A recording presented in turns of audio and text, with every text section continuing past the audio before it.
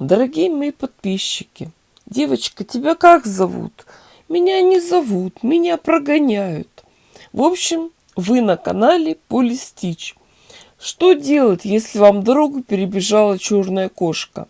Отмахиваться от нее пустым ведром. Готовим выкройку.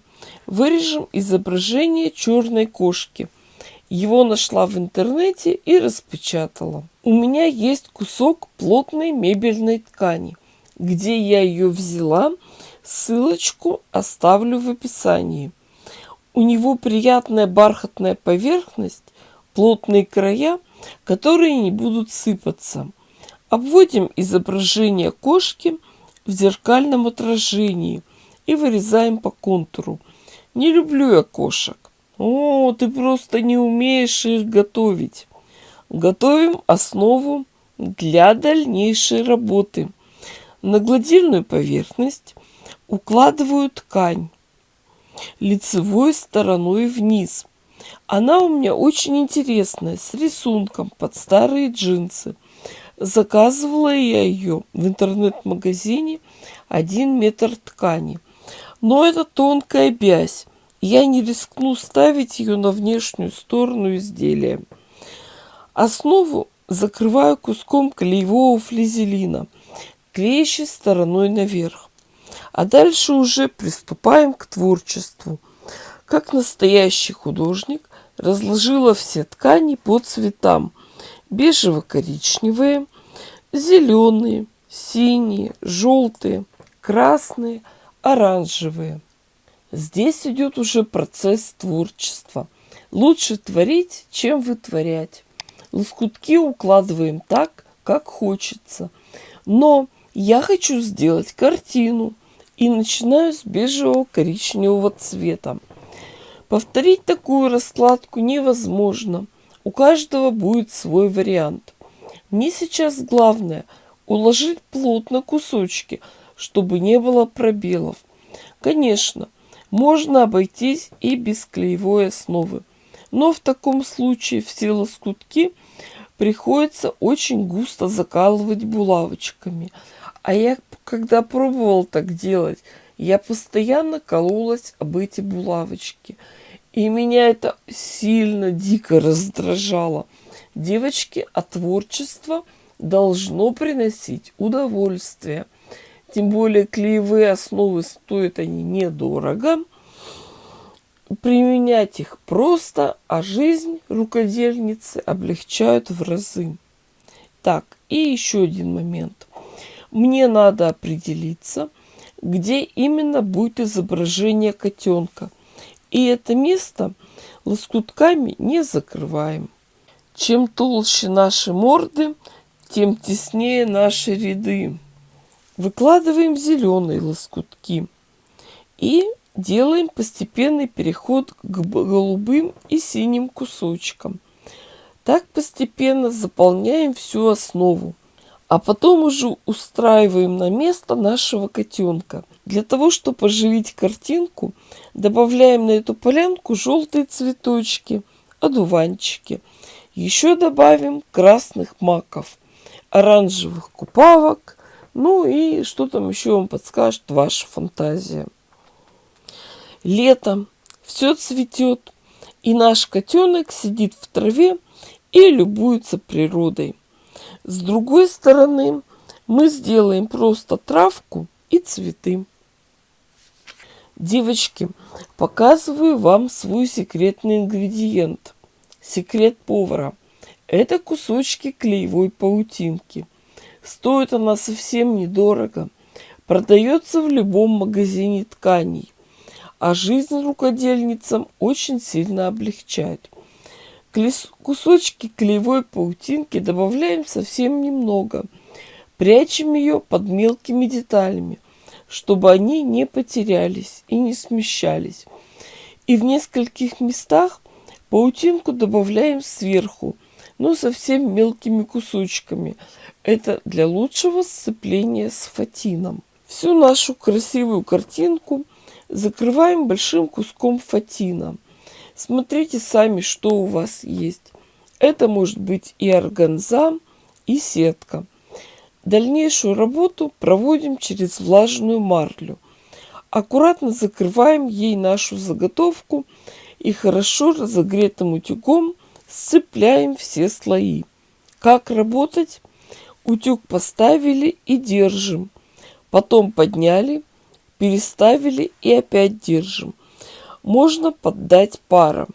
У меня клеевой флизелин, который хорошо сцепляется именно под воздействием пара. Какой будет у вас, я не знаю. Когда картина остынет, аккуратно убираем марлю. Готовим нашу заготовку к стежке. В принципе, у меня и так все хорошо сцепилось, ничего не смещается. Но если вам требуется, то можно дополнительно закрепить булавочками. Для того, чтобы во время стежки полотно лежало ровно, воспользуюсь самодельным приставным столиком. Моя умница-красавица Юника от Effective – это швейно-вышивальная машинка. У нее в комплекте есть приставной столик, но когда он подключается, машинка автоматически переходит в режим вышивания. А мы будем шить самым простым способом. Для работы решила взять самые простые серые нитки. Они нейтральные, подойдут к любому цвету ткани. Прошивать буду самым простым способом и, думаю, многим любимым. Стиль стежки «Пьяный мастер». В Шаолине есть стиль борьбы «Пьяный кулак». Вот и у меня тоже направление в искусстве «Пьяный мастер». Кручу-верчу, запутать хочу. Строчки видите так, чтобы все мелкие кусочки были прошиты хотя бы одним швом. Свободный край можно скрутить трубочкой, чтобы он не мешался. Не могу стоять, когда другие работают. Схожу, полежу. Когда доходим до изображения котенка, начинаем действовать уже по-другому. Просто прямой строчкой делаем контур по краю. Здесь работаем аккуратно. После этого меняем настройки швейной машинки и весь контур котенка обшиваем по краю зигзагом. После этого подравниваем края, отрезаем торчащие куски фатина и лоскутки, а затем маленькими ножницами аккуратно вырезаем фатин над изображением котика. Вы помните, что мебельная ткань, она была с бархатистой поверхностью. Теперь складываем нашу заготовку, проверяем все срезы.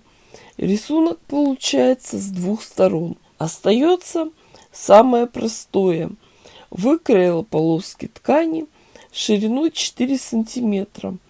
Ими мы обработаем верх сумки. И еще приготовила 2 полоски шириной 9 сантиметров и длиной 65 сантиметров для ручек. Их мы сложим вдоль пополам, края подвернем и отстрочим с двух сторон. Так, девочки, и размер всей заготовки у нас 45 на 65 сантиметров. Наметим место пришива ручек. Каждую деталь разделим пополам, поставим в центре метку, а потом от середины, от этой метки, отложим по 9 сантиметров. Ручки приложим так, чтобы они были направлены вниз. Зацепим иголочками. После этого проложим строчку. А вообще, девочки, по жизни чаще улыбайтесь. Шеф любит идиотов. Моя машинка Юника легко прошила несколько слоев толстой ткани. Синяя ткань для ручек – это хлопчатобумажная плащевка еще советского производства. Я посчитала, ее 8 слоев. Плюс наша пицца, там тоже минимум 4 слоя. Таким образом, мы закрепляем все 4 конца ручек. Заготовку складываем лицом внутрь и по краю прокладываем строчку. Обработаем бейкой внутренние открытые срезы. Бейку пришили с одной стороны, отворачиваем и подшиваем с другой. Оформляем дно сумки. Расправляем угол. По центральной линии откладываем 4 сантиметра и намечаем линию шва. Закалываем ее булавочками. То же самое делаем и с другой стороны. Срезаем углы. Остается только их обработать бейкой. Сумка готова. Выворачиваем ее.